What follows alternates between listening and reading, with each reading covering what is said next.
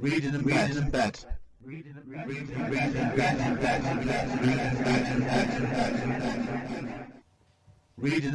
bed. Hi guys. Hello everyone. Yeah, no waffling introduction today, Amanda, is there? No, just going to cut straight to the chase. Now, if anybody's wondering, obviously, because we do so many podcasts nowadays, Amanda, don't we? So, yeah. And anyone who knows us is Andy N. And Amanda Steele. Today we're going to be talking about our Reading in Bed podcast. And we've talked it to Mike before, Amanda, weren't we, as well? It's episode 26 now. Oh no, it's gone fast. It goes fast, but we hope you're enjoying it still, guys. So, that's a bit more serious too. Now, we do have some news to go through before we go any further, don't we, Amanda? Yeah. Ladies first. I've got my book coming out on the 2nd of March called Ghost of Me. Yeah, we've just been recording an extract for it before, Amanda, haven't we? So, yeah. I'm going to be putting it up properly before this podcast goes live, actually. So keep your eyes open for it on YouTube. So SoundCloud, is it? Yeah. And anywhere else we can as well. So it seemed like a good idea to record it because the last time I read it in public, somebody came up to me afterwards and said, "That was creepy, can I buy a copy?" Yeah, that was over at our night in Stratford, Stratford Speakeasy, which we run with our friend Steve Smythe. That really was a chilling extract. You read that, Amanda, wasn't it really? Yeah. So, if anyone's wondering what extract it was, you can tell people first. It's the prologue, so if it's from the killer's point of view, even though you don't get to find out who the killer is until halfway through the book. Yeah, so it's like. And the rest of it's from the dead person's point of view, because she's a ghost trying to solve her own murder. Obviously, this is before she came dead. Yeah, of course, yeah. You'll find out, guys. I'm looking forward to reading it, so I've been really good at it, because I know you said I could read it earlier if I wanted to. Yeah. But I've been really good. I've ordered the Kindle, and I'm going to look forward to reading it when it comes out. Is it 3rd of March? 2nd of March. 2nd of March. You're all far away there, so. Well, certainly, I'm look forward to it now. You say you've got another release out as well, but you forgot the name of it, haven't you? So. Yeah, I've got an acceptance when we was at creative writing night, the night on my phone. Oh yeah, the one at Backcap Poets in Denton, yeah. Yeah, and that was a short story that's going to be an anthology, and I don't know the title of it. But it's out in March, isn't it? So yeah. It's something you'll be talking about more in the March issue, really. Yeah. Also coming out in when's Printed Words due out? Issue 5. Yeah, usually get it out at the beginning of the month, so it would be beginning of March. It might be a week later. I usually tell people mid-March, but it usually comes out before that. Oh, good stuff. Now I know in my case, I've had something come out for a while as well, haven't I? So I've had a publication come out of Alder Publishing in Manchester, and they've done their first anthology now. And they did a theme on winter, the autumn collection of 2020. I got approached from them back in last year. Do you remember this, Amanda? They confused me, didn't they? Yeah. Because I thought they meant a Christmas poem, so I sent it over to them. Really weird Christmas poem. You had kind of hand in this one, didn't you? I helped you come up with a title. Yeah. And I think you asked me for a couple of presents. I bounced some ideas off you, certainly, yeah. on it. And the piece is a curious instance of strange presents in the Hotel Christmas.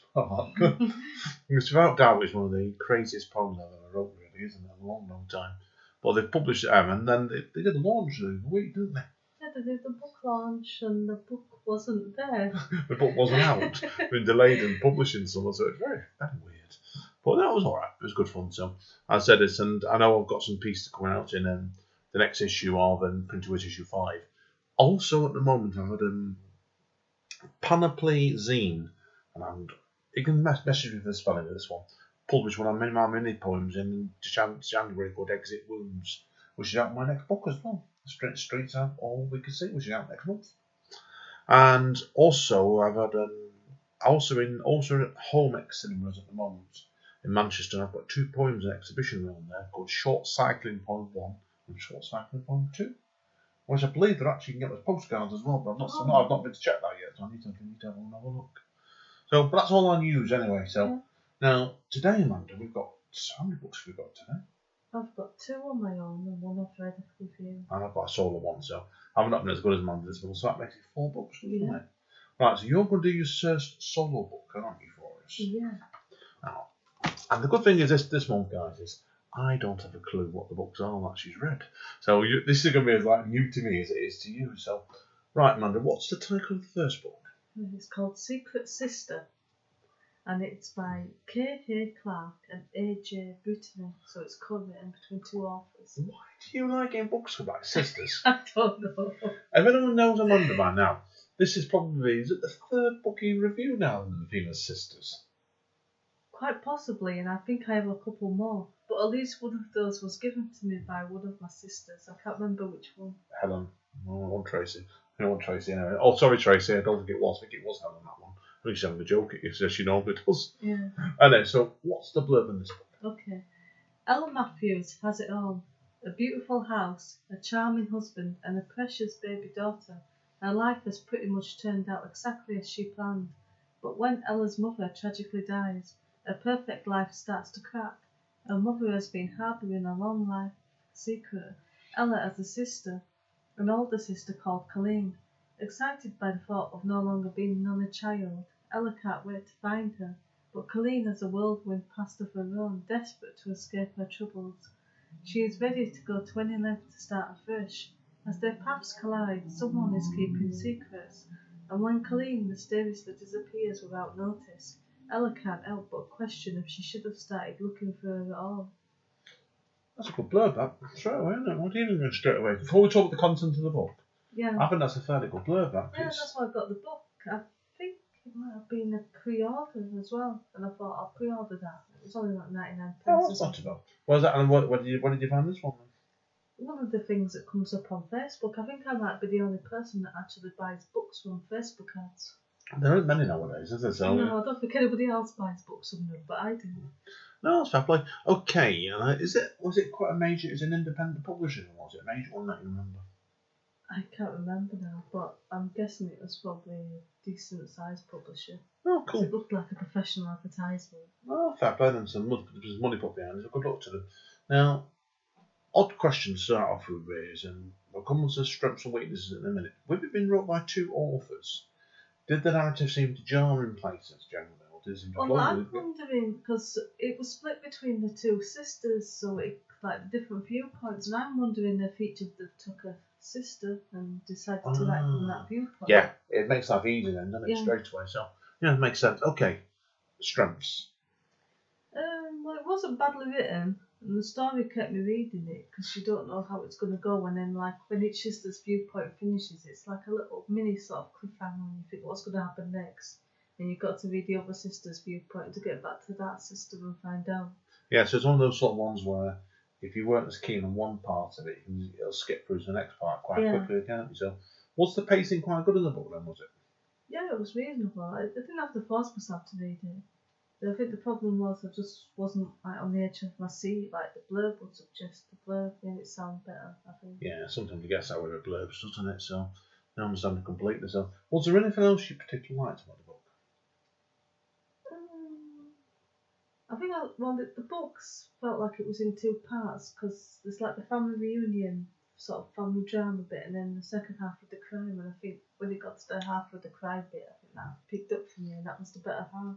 So was that like the second half of the book then, basically? Yeah. Was it? Yeah, so it sounded like they had a build-up, didn't they? We traditionally go build-up, then it a crunch point, didn't it? Then it went after the crunch point beyond that, didn't it? So yeah, it sounded like that's fairly well paced and so. Okay, if there's nothing else to say about the good stuff, do you want to head on to the few things you didn't Yeah, like? there was a couple of little niggles that I had. Like when Ella finds out she's got a sister because she finds a letter from her mum after her mum dies. And she just seems to find her way too easily. And she just puts a name into Facebook and thinks, oh, I wonder if that could be her, and it isn't. It just seems a bit too simple. Didn't something like this happen close to somebody that you know this? No, not on Facebook. No, yeah. I know what you mean, but no, it wasn't like that on Facebook. Oh yeah, I know. Go on. Okay, so was there anything else you didn't like? Yeah, the sister, the one that's got the perfect life, she seems to be a bit too trusting. So a slight spoiler here where she goes off with the guy who she thinks is her sister's husband after her sister's gone missing, and he says, oh yeah, she's at this place and I'll take you to her. And even when he like locks the car door and drives away and just explains that he's taking her to her sister, she doesn't think it's a bit strange that he's locked her in the car. Simplistic. And then she just sort of follows him down to the cellar. And then she's Really? like, yeah. Really? It's like, "Oh, what's my sister doing down here?" And then it's like pushes them in and it's like, "Oh, you're locked in now, Cal."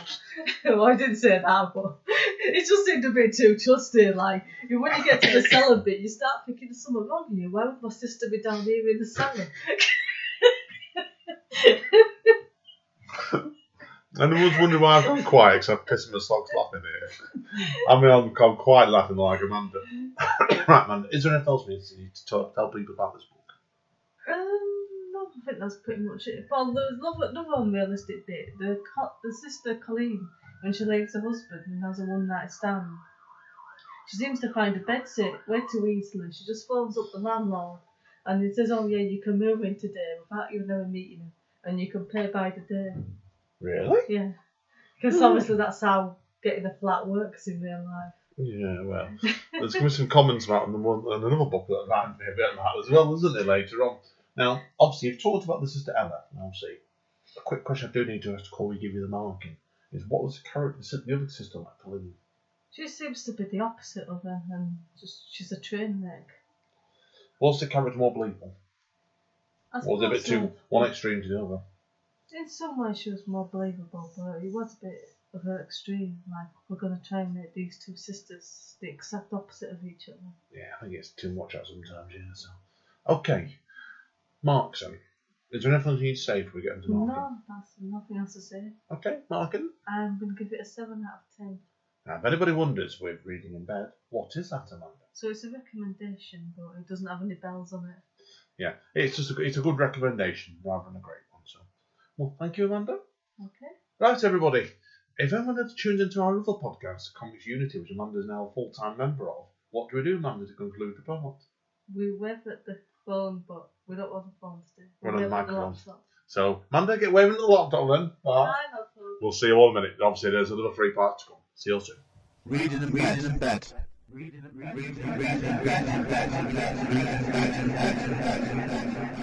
Hi, guys. Hi, everyone. Part 2. Right, okay. This is a joint book this month, isn't it? Yeah. Do you want to tell everybody what this joint book is called? It's called The Wrong Move, and it's by Jennifer Savin. Yeah. We agreed off mic I would do the blurby. When Jessie moves into a flat share in Martha Place, she's finally found a decent place to live. But when she's befriended by fellow tenants, Lauren and Sophie, she's got a great flatmate to share it with. You think she's safe. You think you can trust these people. You're wrong. When you flat shave, I said flat shave then. Flat share, sorry.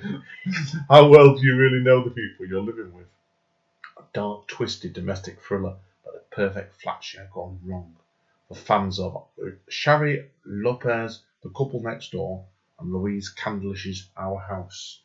Have you ever read either of those 2 books? I think my mum might have read The Couple Next Door.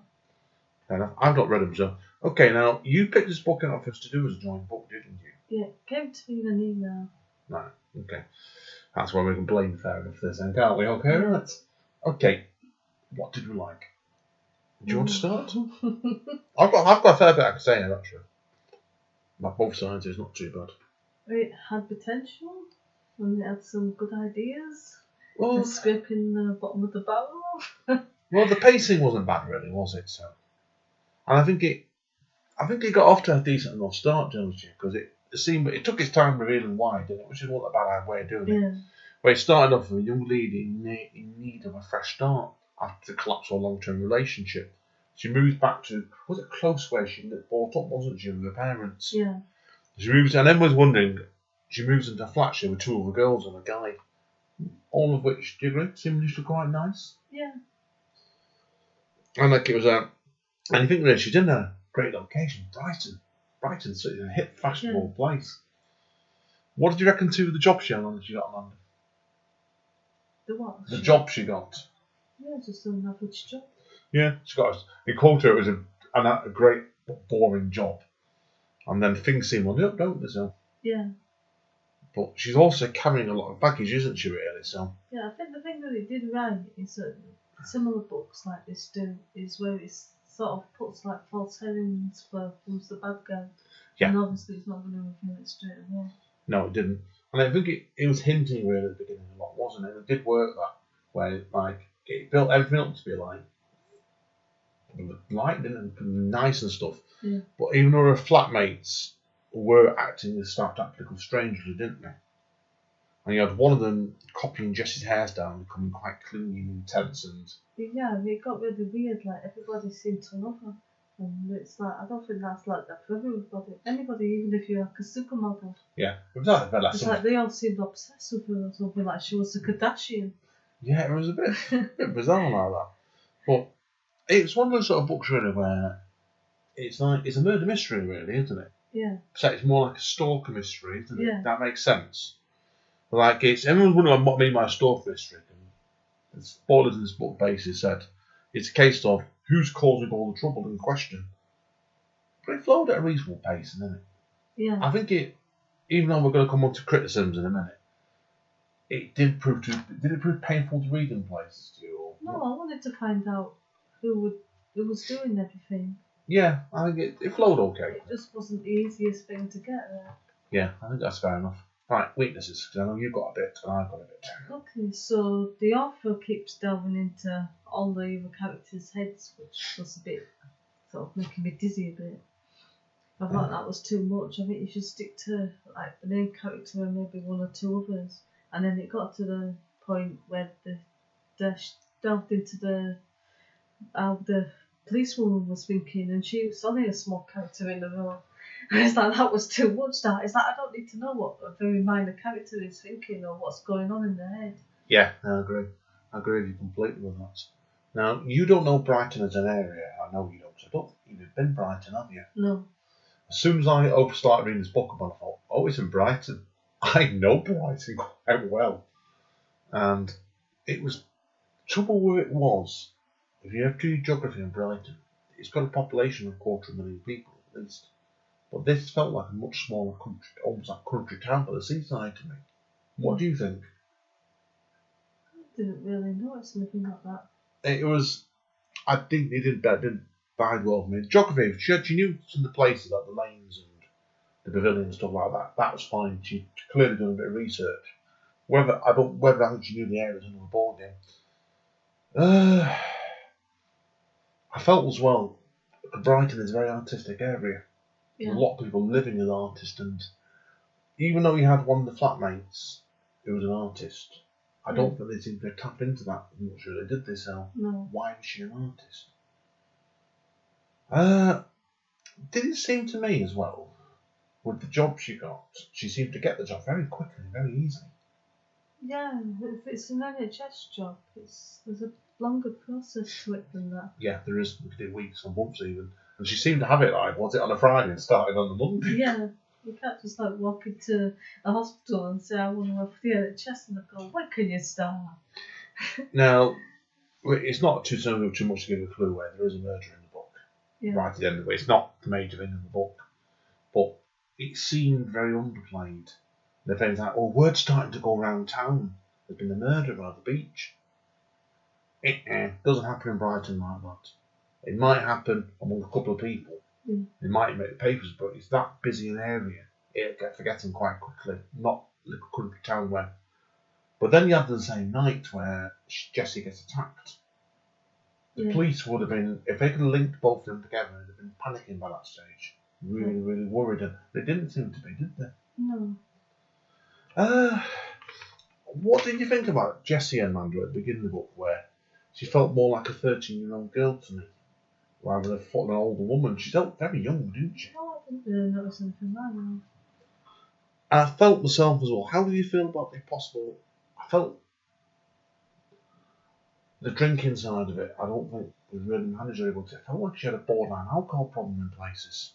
Yeah, one minute she did, and then she was stopped drinking again. So the drinking problem was gone, just like that. It doesn't happen that way, No. does it? That's what I mean. And what did you think to all the way they played all the male characters in the book? That seemed a bit creepy, didn't it? But then again, the women were creepy as well. Yeah. Everyone was just obsessed with Jessie. It's like, oh my god, there's Jessie, let's fall down and worship her. Yeah, everybody, the only person you kept, back in casting you came in there sort of sympathy with, but this is a mistake, really, is a mate. Yeah. Nobody else you had any sort of pity about. You had like Henry, who was, I forgot, Sophie's boyfriend. He was portrayed as a pervert, basically, in the first 10 pages, wasn't he? They only had two more sections in the book, and it was, I thought myself, it was a bit funny, that. And then you had Marcus, the housemate, was a weird old loner. And it was like, they never expanded on either of the character really at all, did they? No. What do you reckon to, and I've not wrote his name down here, the little agent? Oh, yeah, I've forgotten his name as well, but he was creepy. And then it was explained why he suddenly disappeared as well, wasn't it? Yeah, we'll come on to that in a minute, because that's my major criticism of the book. Yeah. But you had it with the letting agent. You had a scene in it where he went and nicked a pair of Jessie's knickers. Yeah. I literally said it in the book, didn't he? He like told you this. He puts the knickers over his face and pulls his pants down. I thought, what? Which is how most men do that sort of thing to themselves, isn't it? Isn't it? Is that not normal? I don't think it's normal behaviour. I don't. It was just plain bloody. It was just plain bizarre. That bit was really was. And you tell me honestly whether that scene should end up in the book. I suppose it showed how creepy it was. Yeah, but is it a bit over the top? I don't know. I've seen worse, to be honest. No, yeah, I think I'm not answering that. Yeah, I've known worse people in real life. So. Right, okay. Have you got any other criticism on the book? I've got one big gripe.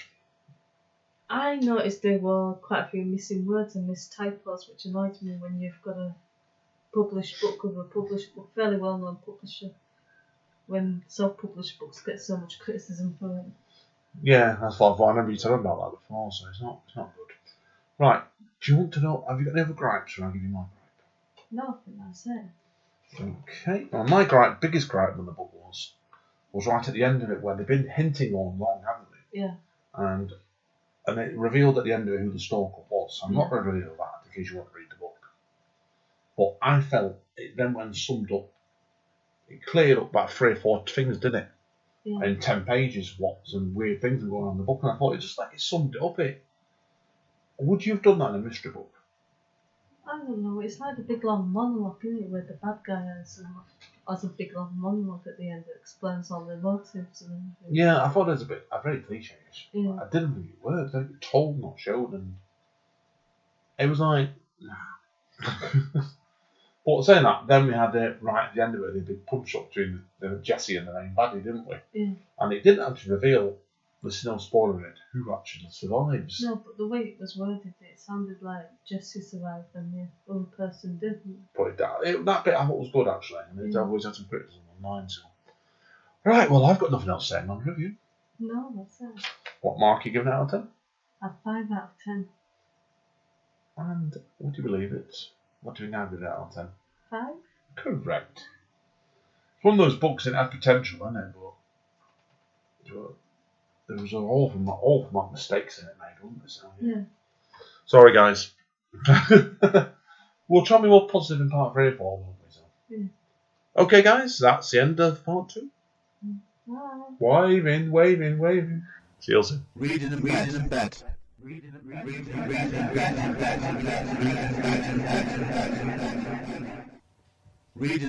bet.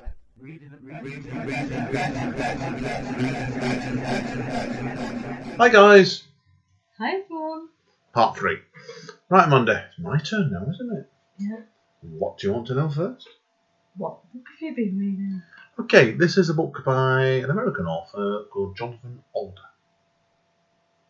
And it's called? Awake. Do you want to read the blurb? Okay. Death is no more. War, famine and disease are gone. Earth is a paradise. But not everyone lives on Earth. On a distant planet, the Sagaran regime struggles to survive and wake the last war. Their goal, to revive their dead leader and return to Earth. One unsuspecting programmer on Earth can help. James Hawthorne is a socially detached researcher working for We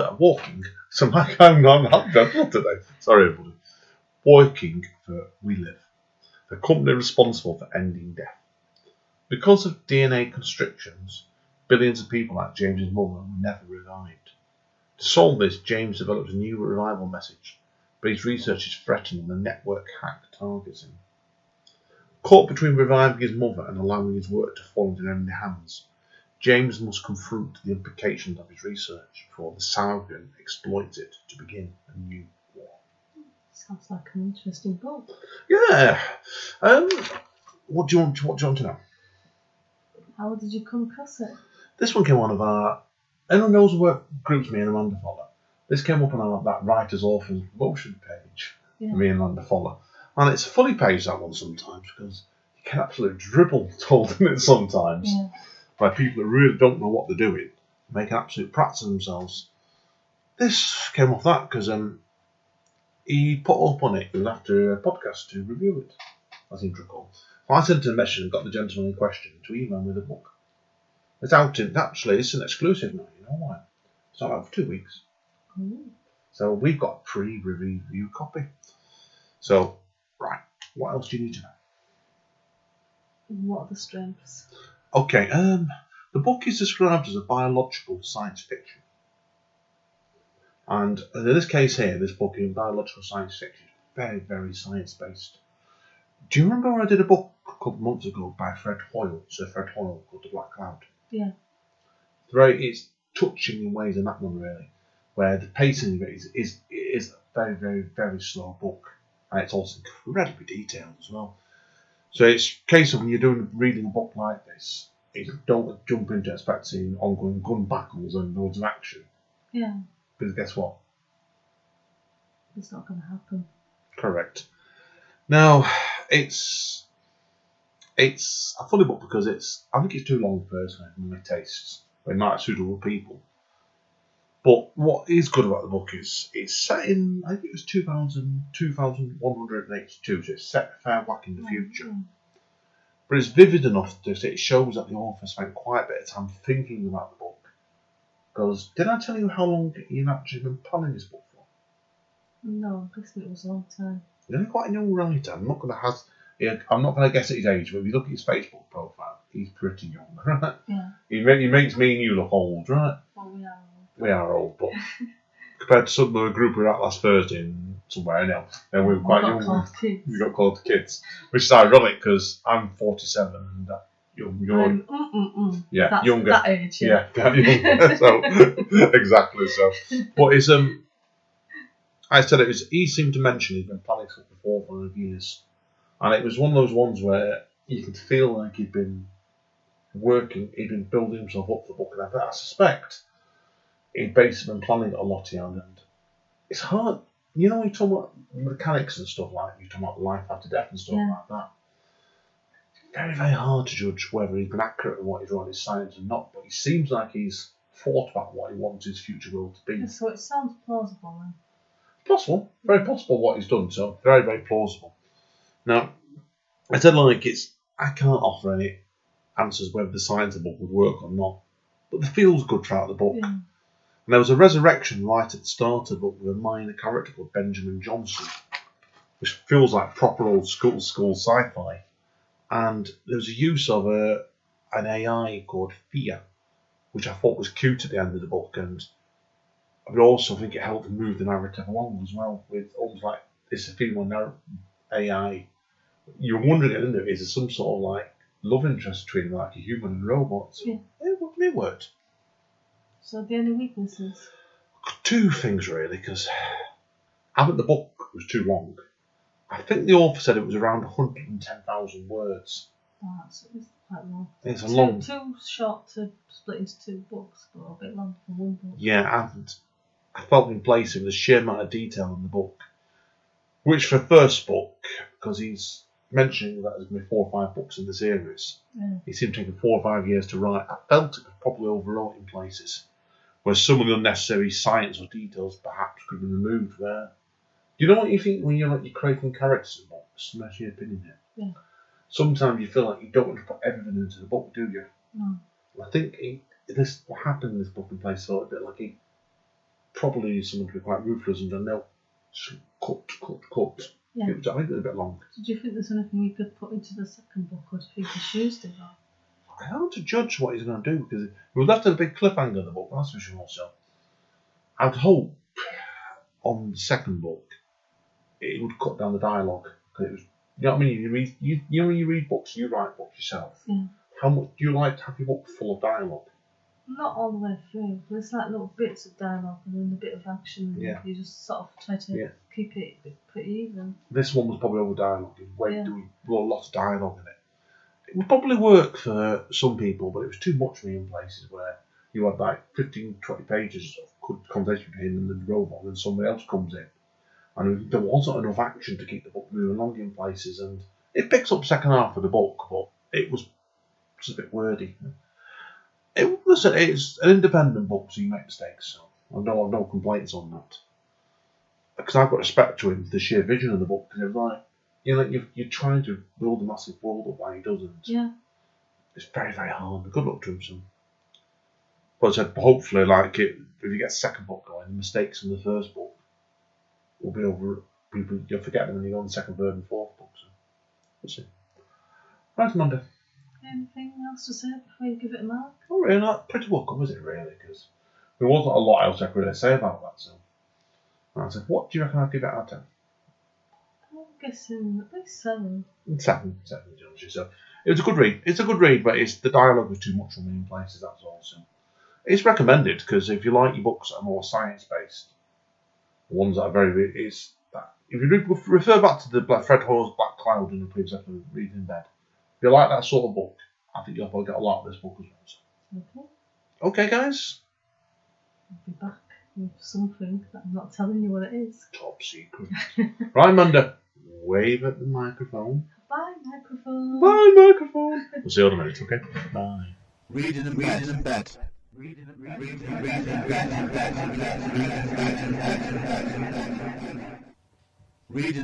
bed.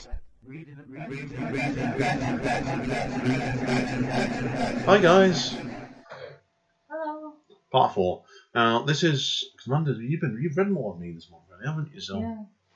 it's if you look at it word for word, I don't know how long your 2 books were really, because your 3 books are. Because I reckon that one we did together was about 300 pages. The one I did by myself was probably 600, so I probably read from a fair whack of that one. Did well to get through that. I'm guessing these 2 are fairly reasonable then books as well, weren't they? So it's hard to know because I got this book that I'm going to be talking about from Pigeonhole. yeah, and if anybody doesn't know what Pigeonhole is, do you want to enlighten people on? It's where you can read advanced copies of books in exchange for a review. Even though this is usually all the review I give it, rather than on Amazon. Was this the one where you have to read? They give you a part a day or something to read, wasn't it? Yeah, and it was usually about 10 days it takes, but this one was in 13 parts. Well, I don't know if that was intentional or not. 13 being an unlucky number. Yeah. So anyway, of course, people are wondering what's the book called. It's called The Sisters Grimm, and it's by Menna Praag, if that's pronounced right. Oh. Okay. Well, what's the book about? Okay, so the blurb is: once upon a time, a demon who desired earthly domination fathered an army of dark daughters to help him corrupt humanity. As children, Goldie, Liana, Scarlet, and Bea dreamed of a strange otherworld, a nightscape of mists and fog, eventually falling leaves and hungry ivy lit by an unwavering moon. Here in the shadowland of Everywhere, the 4 girls, half-sisters connected by blood and magic, began to nurture their elemental powers together. But at 13, the sisters were ripped away from Everywhere and separated. Now, 5 years later, they search for one another and yearn to rediscover their unique and supernatural strengths. Goldie, Earth, manipulates plants and gives life. Liana, Water, controls rivers and rains. Scarlet, Fire, has electricity at her fingertips. And Bee, Air, can fly. To realise their full potential, the Blood Sisters must return to the land of their childhood dreams, but Everywhere can only be accessed through certain gates at 3:33 a.m. on the night of a new moon. As Goldie, Liana, Scarlet, and Bee are beset with the challenges of their earthly lives, they must prepare for a battle that lies ahead, On their 18th birthday, they will be subjected to a gladiator-type fight with their father's soldiers. If they survive, they will face their father who will let them live only if they turn dark, which would be fair if only the sisters knew what was coming. So they have 33 days to discover who they truly are and what they truly do, before they must fight to save themselves and those who they love. That's quite a wordy blurb, that one. Yeah. It's been funny, you think really, you'd compare them to the blurbs we've read today on forum. That's the longest blurb, isn't it? Yeah, it's quite long. It's also as well you can tell what, obviously from the actual thing in the book and strengths and weaknesses. It's quite a multi-character book as well, isn't it, really? Yeah, it's quite layered as well. There's like 2 separate worlds in it, like the world that they go to and then our world. And So what was it set out like? Was it in points of view chapters, basically? the main character was Goldie, who was based on Goldilocks. So they did it like as a major character, and the other sisters were major, but The not others like characters. The others all had their sections, but it felt like she was the main character and she was the most powerful. But nearly all of them had forgotten their powers. Oh, that's fair play. Okay, right. Do you want to go on to strengths and weaknesses for us? Okay, so I like the strong female characters and all the different hints to well-known fairy tale characters. And like you don't notice it at first until halfway in the book, and then you start thinking, oh, that's like Sleeping Beauty, and this guy's like the Beast. Yeah. Oh, good. And then that's Goldilocks, and so on. So it sounded like you planned to. Sounded like the writers unplanned it well, didn't they? So. Yeah. So I know, like the traditional fairy tales, they're quite dark anyway, but the fairy tales that you grow up listening to when you're a child, all the characters like Snow White and Sleeping Beauty are all made out to be like sort of flawless and perfect. Yeah. And this was like sort of the version of the fairy tale characters just as human, not all totally bad, but sort of a bit of both. Yeah, so it sounds like there's been some thought point to this book now, Yeah. basically straight away, then, hasn't it? So, good stuff. Is there anything else you need to say about the strengths of the book? I just felt like a book that was aimed to empower women. Like it's ruled by this demon that's a bit sort of godlike, and he's a man, and he's pitting them all against each other, and just like playing a game with them, really. No, good stuff. And they've got to try to defeat him and fight back. What was the pacing of the book like? Yeah, it was really good because it didn't stay with one character too long, so you never got bored. So it's like shows a bit of each character and then it goes back around again. Obviously, we've been split into 13 parts of the pigeonhole. I'm guessing, did they have a cliffhanger at the end of each chapter? Yeah, more or less. And then there was a love interest who's not all he appears to be. Yeah, we'll avoid that topic if people want to read the book. But did you find like the best way to put it being like an old-fashioned serial we were reading? When you got to the end of that part of each day, you think, oh, we can go on to tomorrow's part with. And it was really well written with the descriptions as well of everywhere this other world, and in between like all the bits of the characters, it just had like little sort of paragraphs about everywhere, and you could see it in your mind as it was described. Like some people might try to write it and you think it's overwritten, but it was just there. Yeah, it sounded like it's been envisaged. That's a good word, isn't it? Envisaged really well. So, if anyone was wondering as well, we had a quick look before we came online, and we couldn't actually find who's publishing this book, could we? I had a quick look on Amazon. It's Transworld, which I've heard of. So it's a fairly decent sized publisher. And do you think as well they actually did a good job editing it? Yeah, it was. I didn't notice anything wrong with it for once. I was really happy with it. Everyone knows that's rare for us to sometimes, isn't it? Yeah. Good stuff. Okay, now, is there anything that you didn't like about the book? There was a few niggles. I don't know what year this is supposed to be set in, but there's like a moment where one of the characters is saying about a dishwasher being expensive over £1,000, which obviously that is. But then she was saying that when the fridge freezer broke, it was cheaper to replace it because it was only £360. And I thought that's actually quite expensive for a fridge freezer. That is, yeah. I've just been cheap. No comment.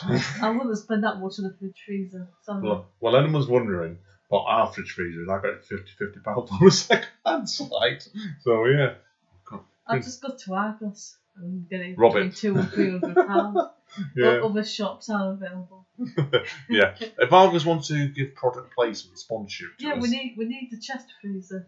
Yeah, we can do a chest freezer. Anyone who offers product placement for Argos, we would do it, of course. Okay. for a very cheap Yeah, thing. we'd even do reading in bed in the fridge freezer just for one episode, won't we? Just to get it. It was very cold, yes, but yeah, I'd have to have lots of jumpers on that day, definitely. So, and the books would have to be done in the Kindle, yes. But anyway, right. So, right, Amanda.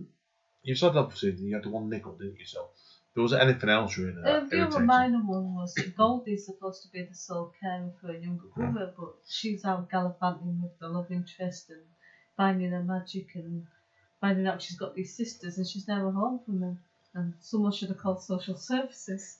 Yeah, that's a fair point. That one, yeah, getting rid of that straight away. So, can you remember how long a book? Did it feel like quite a long book? Did it? I'd guess it's probably about 300 pages. Well, it's not too bad then, really, is it? So, is it one of a series, do you reckon, or is it on one strict one? Somebody in the comments has said they can't wait for part 2, but I don't know if that was just because they're hoping there's a part 2 or if they've read somewhere that it's confirmed. Do you think there is scope for a part 2? I think they could. I don't know whether they'd use the same characters or they'd get a different set of characters based on different fairy tale characters. Yeah, I think it's possible. Okay, so I'm guessing you're giving this 4 out of 10, are you? No, I'm giving it 9.5 out of 10. Now, if anybody realises, when was the last time you gave something 9.5 out of 10? It's been a while. A while, yeah. Not been this year, that's for sure. So, It's my favourite book of this year so far. Well, that means then watch the end of the year then. It may have learnt Amanda's book of the year then. Watch his space. Well, guys, anyway, to conclude. Bye, everyone. I was going to be more subtle than that. But as you can see already, I think Amanda's hoping to hop off into, I don't know what she's hopping to do next then, so probably going to eat cake knowing you, aren't you? Yeah, imaginary cake. Yeah, unfortunately. Well, you might guess, why is that you're on the imaginary cake, Amanda? I'm on a diet. Yeah, she's on a seafood diet at the moment. I'm on a diet because I used to be on a seafood diet. Right, no, seriously, guys. Okay, so I'm going to make a sandwich now, so I'm hungry. So, right, Amanda, do you want to say bye to everybody? Bye, everyone, and bye, microphone. Bye. Yeah, bye. Wave it. It's been great today. It's been good fun today, Amanda. I've enjoyed this. So, we'll see you all soon, guys. Take care. Bye. Bye. Bye. Reading and bet. Reading and bet.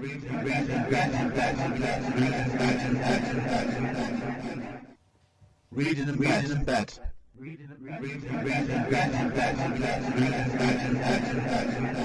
bet.